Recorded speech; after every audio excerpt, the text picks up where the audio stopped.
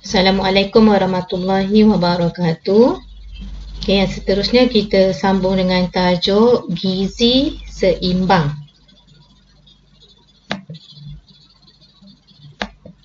Okay, jadi ada 3 standard pembelajaran yang kita perlu capai. Yang pertama ialah mengeksperimen untuk mengkaji kandungan nilai tenaga. Yang kedua, mengeksperimen untuk menentukan kandungan vitamin C dalam jus buah dan jus sayuran. Yang ketiga, mewajarkan pengubahsuaian diet bagi individu yang mengalami diabetes mellitus, penyakit kardiovaskular dan kanser. Okay, so yang pertama kita nak tengok apakah yang dimaksudkan gizi seimbang. Okay, jadi perkataan ni biasa kita dengar. Jadi gizi seimbang ni ialah diet yang mengandungi semua 7 kelas makanan. Okay, dan dalam kadar yang betul dan kuantiti yang seimbang mengikut keperluan badan seseorang individu. Okay, so pemakanan seimbang lah. Jadi dalam pemakanan seimbang kita mesti ambil 7 kelas makanan tu, iaitu karbohidrat, protein, lemak, vitamin, mineral, serat dan air. Jadi ada 7 tu perlu diambil dalam kadar yang betul dan juga mengikut keperluan seseorang individu. Okay, ini bermaksud setiap orang tu dia punya gizi seimbang dia tak sama, berbeza. Okay, contohnya lah kalau kita tengok budak yang masih kecil berbanding dengan ibu dia kan, jadi pemakanan tu tak sama dari segi kuantiti lah maksudnya, tapi dari segi kelas makanan tu yang 7 tadi tu perlu ambil semua. Okey, dan dalam tajuk ni juga kita akan belajar tentang nilai tenaga. Okey, so nilai tenaga tu ialah jumlah tenaga yang dibebaskan apabila 1 gram makanan dioksidakan dengan lengkap pada tekanan 1 atmosfera. Okey, so jumlah tenaga yang dibebaskan. Jadi kalau kita ikutkan sebenarnya apabila kita makan, makanan tu akan dioksidakan atau kita kata dibakar dalam sel-sel badan kita. Dioksidakan dalam proses selular respirasi sel. So dalam proses respirasi sel tu tenaga akan dihasilkan. Okey, so apabila kita makan 1 gram makanan, dia menghasilkan satu jumlah tenaga. Dan biasanya pada tekanan 1 atmosfera lah. Okey. Dan nilai tenaga dalam makanan ni diukur dalam bentuk tenaga haba. Dan unitnya ialah kilojoule per gram, ataupun ada lagi satu unit lain iaitu kalori. So sama ada kilojoule per gram atau kalori, iaitu kita ukur tenaga haba. Tenaga haba apabila 1 gram makanan dioksidakan dengan lengkap pada tekanan 1 atmosfera. Dan 1 kalori sebenarnya bersamaan dengan 4.2 joule. Tadi kita kata dalam joule pun boleh, dalam kalori pun boleh kan. So 1 kalori bersamaan dengan 4.2 joule dan ia merupakan kuantiti tenaga haba yang diperlukan untuk menaikkan suhu 1 gram air.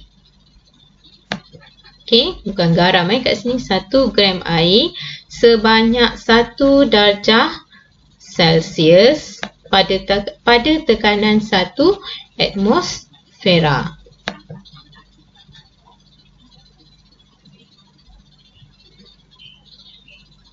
Okey, so 1 kalori ialah kuantiti tenaga haba yang diperlukan untuk menaikkan suhu 1 gram air sebanyak 1 darjah Celsius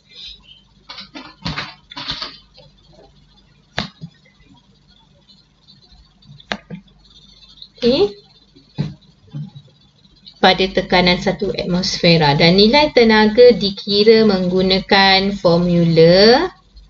Ni formula untuk kita kira nilai tenaga, sebab dalam bahagian ni sebenarnya kita akan buat satu eksperimen untuk menghitung nilai tenaga dalam sampel makanan. Okey, so boleh tengok di buku Bioscore nanti muka surat 164 tu ada gambar kan, gambar susunan radar. So itulah eksperimen yang kita akan buat.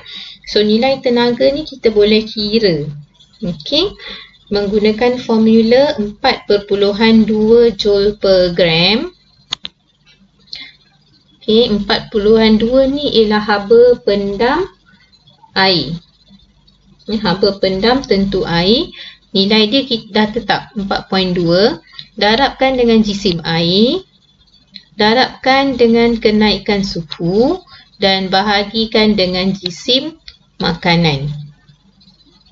So dalam makanan kita biasanya kelas makanan lemak akan membekalkan tenaga 2 kali lebih berbanding tenaga yang dibekalkan oleh protein dan karbohidrat.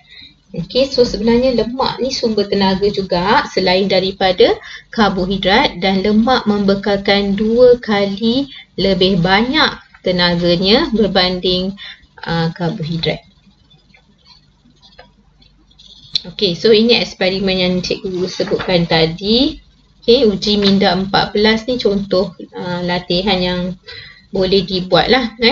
So berikut adalah susunan radas dan keputusan eksperimen untuk menentukan nilai tenaga bagi kacang tanah.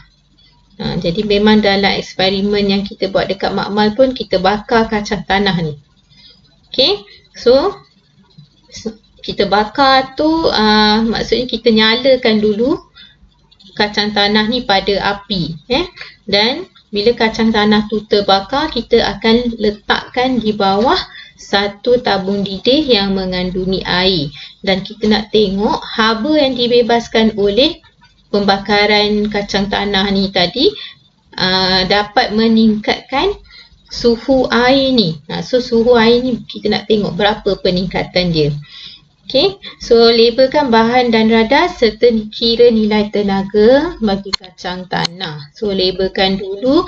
Yang pertama atas ni ialah termometer. Alright.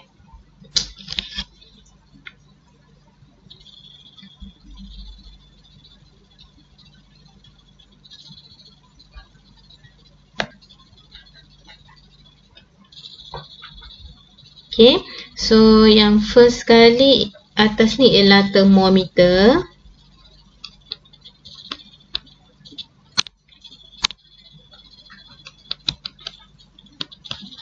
Okay, mesti ada termometer. Allah.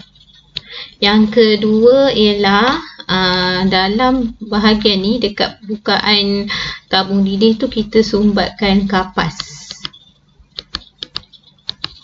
Okey, so ni ialah tabung didih.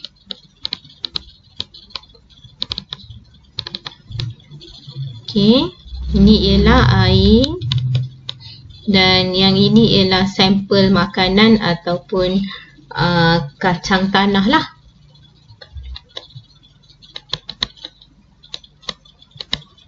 Okey, kita kadang-kadang bakar kacang tanah, kadang-kadang kacang cashew nut tu. Okey, so kita compare antara dua jenis kacang tu yang mana yang mempunyai nilai tenaga yang lebih tinggi. So maklumat yang kita dapat daripada eksperimen ni, yang pertama, okey, isi padu air yang kita gunakan ialah 20 ml. Okey, so perhatikan dekat sini, unit yang digunakan ialah 20 ml. Tapi dalam formula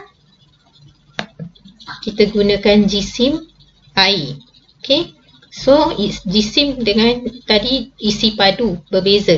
Tapi untuk eksperimen ni kita akan buat andaian bahawa jisim air dia nak jisim kan. Okay, so kita memang tak timbang lah air tu. Tapi kita akan buat andaian bahawa 1 mililiter air ni, isi padu ni kan, ni isi padu bukannya jisim. Tapi kita tukarkan dia. 1 mililiter air ni akan bersamaan dengan 1 gram air. Okay, 1 gram air juga. Okay, so andaian dia. So, maksudnya sini 20 mililiter bersamaan dengan 20 gram. So, tak ada tak perlu timbang air tu.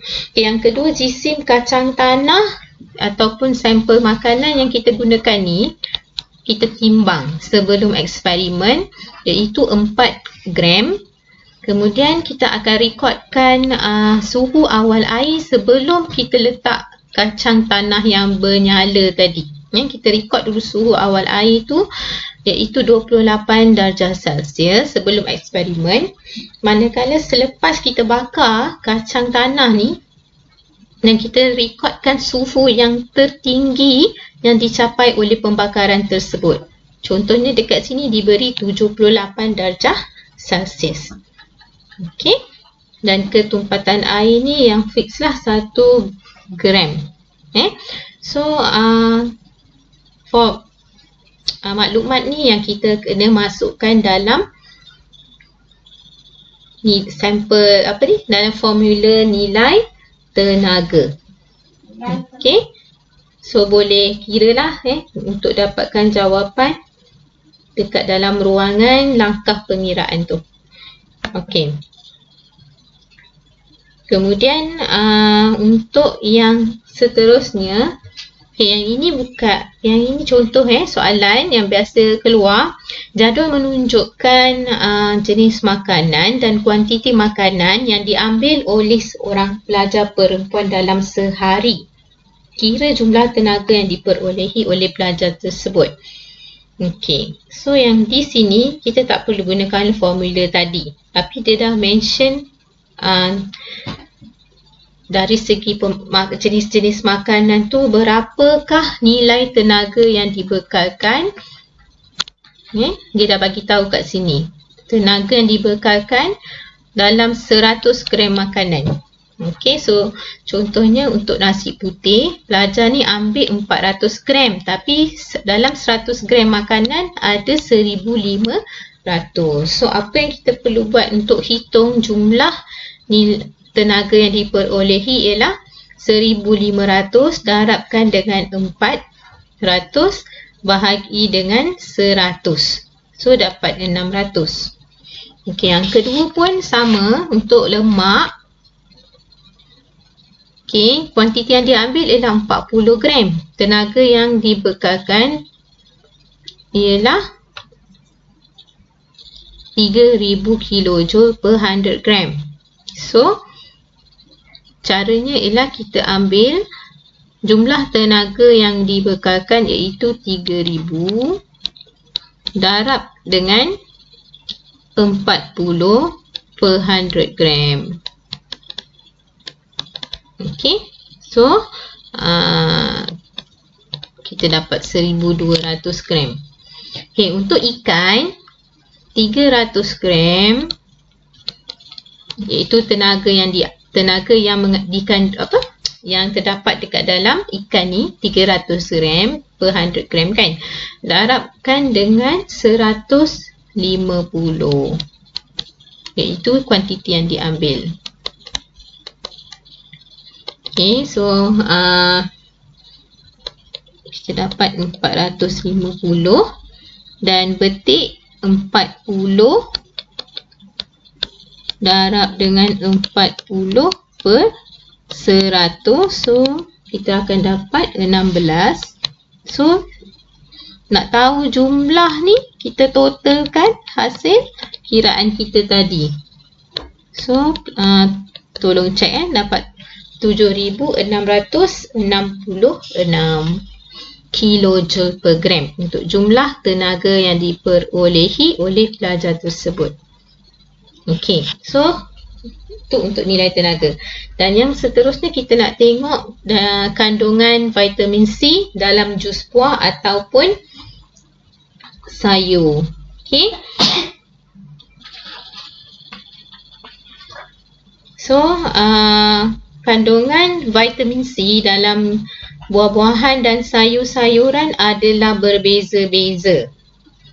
So, cara yang kita boleh gunakan untuk mengira kandungan vitamin C ni ada dua. Satu, kita kira dari segi peratus dan satu lagi dari segi kepekatan. Okey, so formula untuk peratus vitamin C ialah isi padu asid ascorbic 0.1%, darab dengan 0.1% bahagi isi padu jus yang kita gunakan. So dalam eksperimen menentukan kandungan vitamin C, sebenarnya kita akan gunakan asid ascorbic, iaitu asid ascorbic ni sebenarnya ialah nama lain bagi vitamin C. Okey, vitamin C ni ada nama lain dia. Kan kita vitamin ni rasa dia masam kan. So sebenarnya dia adalah sejenis asid, iaitu asid ascorbic. Dan dalam makmal, asid ascorbic ni memang kita sediakan, kita bancuh secara ni lah. Okay, so tapi kita nak tahu isi padu vitamin C yang ada dalam jus buah. Contohnya jus limau. So isi padu jus ni maksudnya jus buah yang kita uji tu. Jadi isi padu jus contohnya, kalau kita guna 5 ml jus buah, kita nak tahu percentage vitamin C dalam 5 ml jus buah tu lah. Kan, sebab dalam tu ada campuran air, ada campuran vitamin lain kan. Jadi serat, so vitamin C dia berapa. Okay, so ini ialah formula untuk kira peratus vitamin C dalam jus buah yang digunakan. Okay, selain daripada tu kita boleh juga mengira dari segi kepekatan dia. So formulanya ialah isi padu asid ascorbic 0.1% ni ialah kepekatan yang kita sediakan dalam makmal, darab 1.0 bahagi dengan jus buah. Dan sifat vitamin C ni sebenarnya dia sangat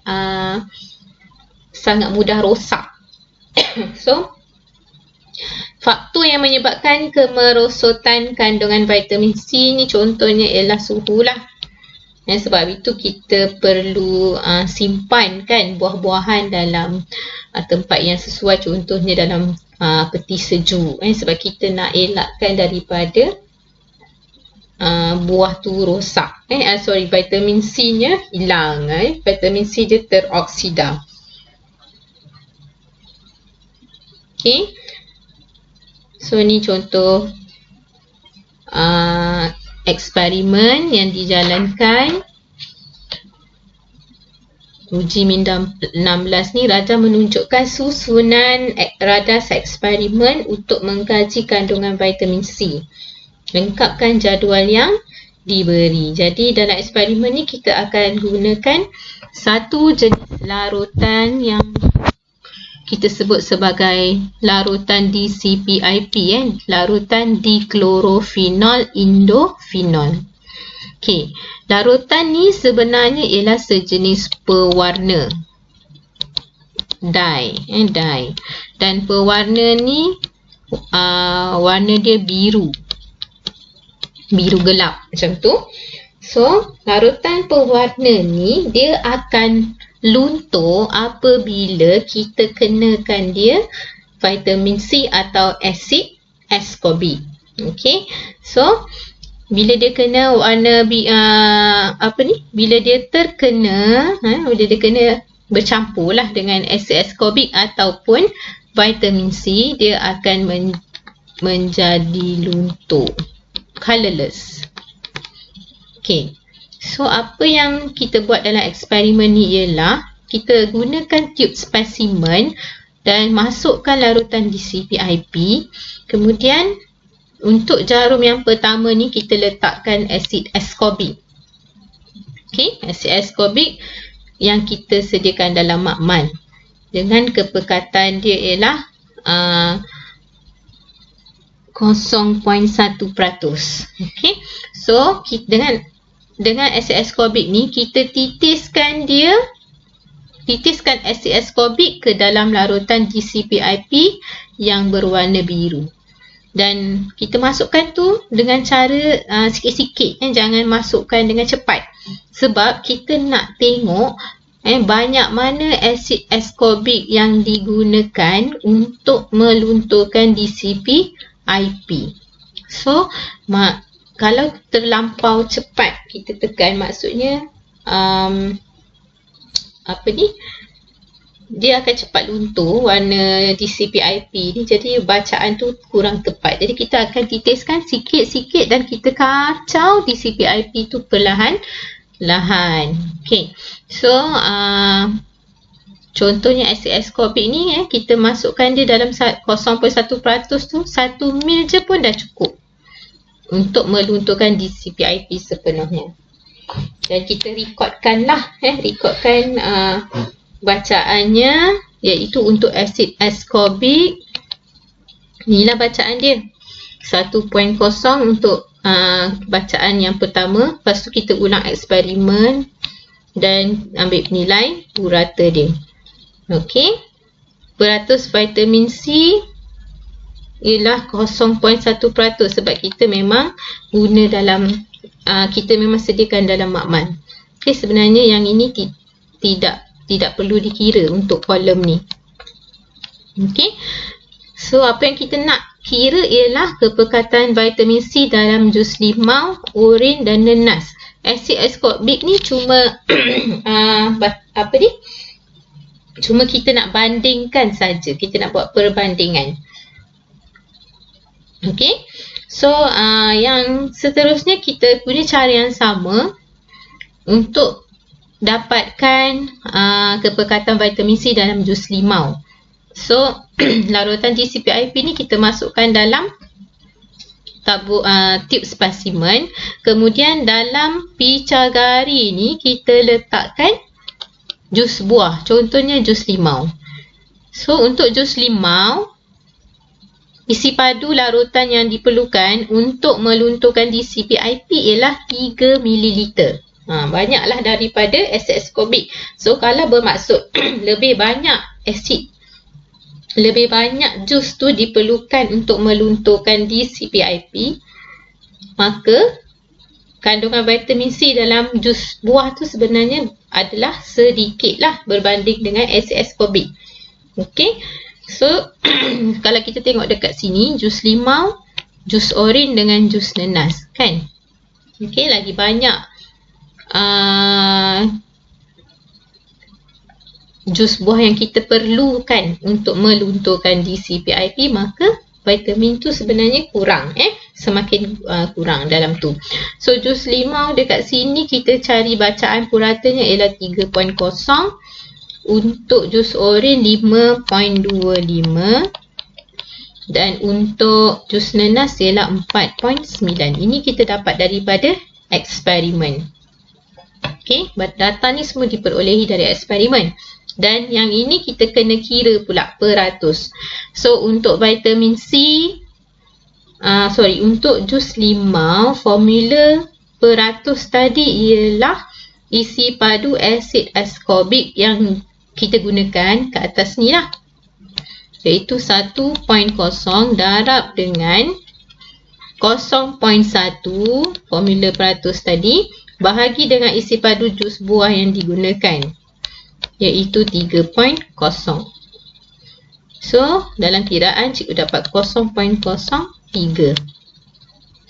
Untuk kepekatan pula, formula kepekatan ialah isi padu asid askorbik 0.1% bahagi dengan isi padu jus buah. So 1.0 asid askorbik bahagi 3.0 dapat 0.3.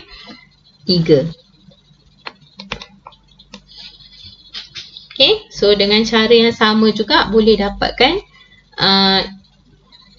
peratus vitamin C dalam jus oren. Okay, 1.0 Asid askorbik darab 0.1 bahagi dengan isi padu jus buah yang digunakan, iaitu nilai puratanya 5.25. So kat sini dapat 0.02.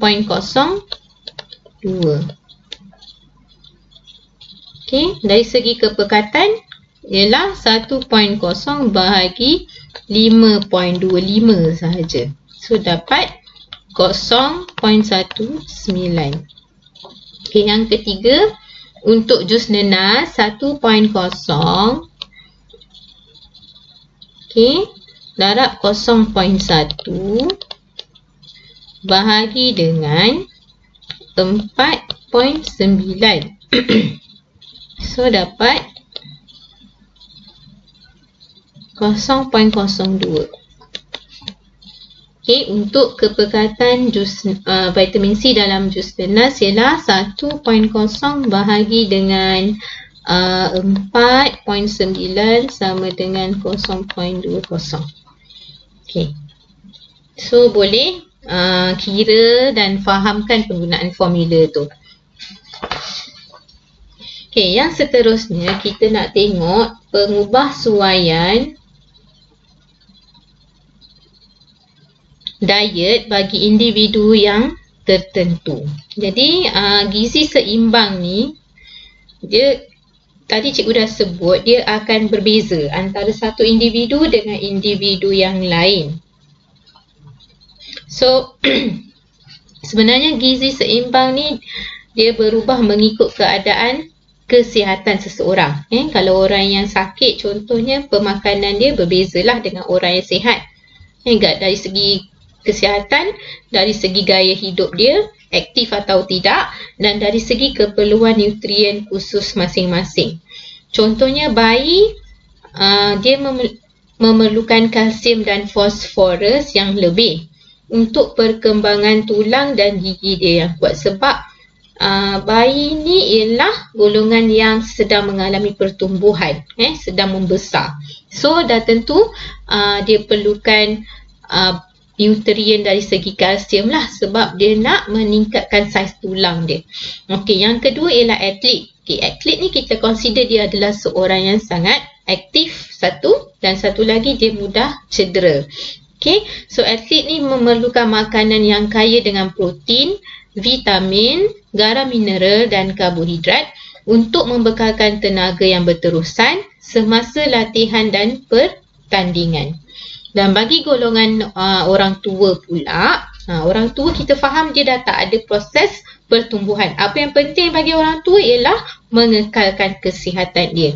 So makanan yang diperlukan ialah protein, vitamin, garam mineral untuk kekalkan kesihatan yang baik, ataupun membaiki protein diperlukan untuk membaiki tisu yang rosak, mana yang masih boleh dibaiki, dan juga memerlukan kalsium dan fosforus untuk mengelakkan penyakit osteoporosis. Dan bagi setiap individu sebenarnya kita ada satu contoh ataupun panduan dari segi pemakanan yang sihat lah, panduan pemakanan dan mengikuti kempen Pinggan Sihat Malaysia. Pinggan Sihat Malaysia ni ialah pemakanan yang mementingkan pengambilan makanan suku-suku separuh. Suku-suku separuh tu apa? Okey, suku tu maksudnya dalam kita punya pinggan makanan kita tu, okey, portion dia lah, kita patut ambil suku untuk protein, suku untuk suku ialah 1/4 lah kan, 1/4 protein, 1/4 karbohidrat, tapi separuh daripada pinggan kita tu mesti banyak sayur-sayuran dan buah-buahan. Okay. So pengambilan makanan yang berlebihan boleh menyebabkan pelbagai masalah kesihatan seperti diabetes mellitus, iaitu kencing manis, obesiti dan juga penyakit kardiovaskular. Okay, untuk obesiti, apa yang dimaksudkan dengan obesiti ni ialah istilah bagi individu yang mempunyai body mass index dia iaitu melebihi 30. Pengukuran berat badan unggul diukur melalui body mass index iaitu ni formula dia, berat badan bahagi tinggi kuasa 2. So dari segi skala status berat badan tu, inilah bacaan dia, kurang 20. Kalau kita dapat kurang daripada 20 untuk formula tu, kita maksudnya kurang berat. Yang ideal ialah 20 hingga 24, 25 hingga 30 ni berlebihan, dan lebih 30 tu ialah obes. Okey, obesiti berpunca daripada penyimpanan lemak yang berlebihan akibat ketidakseimbangan pengambilan makanan dan penggunaan tenaga. Pengambilan makanan melebihi penggunaan tenaga. Jadi dah tentulah ada makanan yang tersimpan dalam bentuk lemak. Okey, so kesannya yang berpanjangan akan menyebabkan diabetes, kencing manis, penyakit kardiovaskular, iaitu penyakit yang berkaitan dengan salur darah dan juga jantung.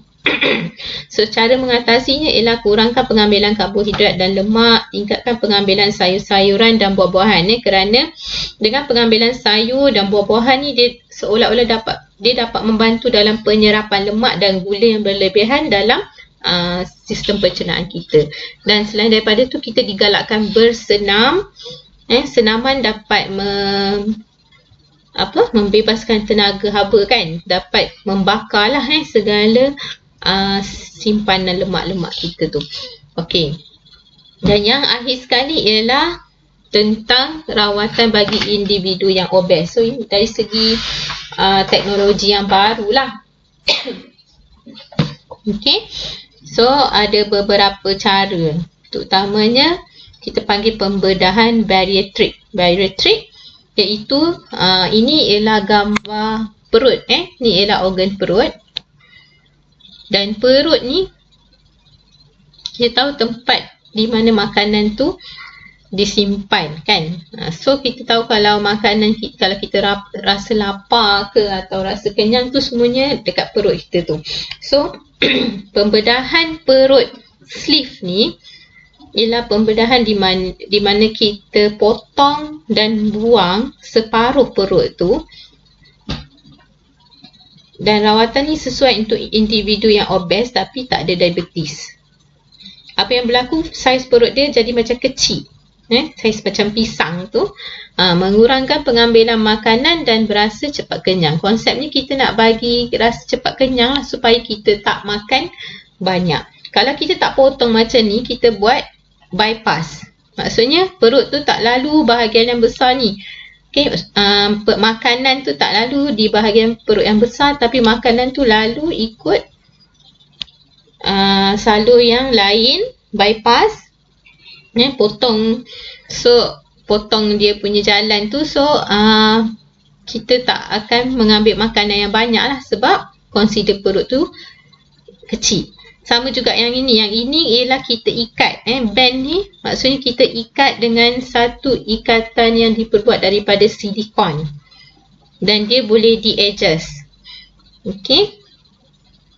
So bila kita ikat perut dekat situ, saiz perut juga akan menjadi lebih kecil. Kesannya kita kurang lah. Kita akan kurangkan sendiri. Rasa kenyang kan. Jadi kita akan kurangkan pengambilan makanan dan juga kalori. Dan kuranglah penyerapan nutrien berlaku. Okey, dan yang akhir sekali untuk tajuk ni ialah uji minda ialah jawab soalan-soalan yang terdapat dalam buku Bioskor lah sebagai tugasan uji minda 17 dan uji minda 18. Okey, sekian saja dari Cikgu. Assalamualaikum warahmatullahi wabarakatuh.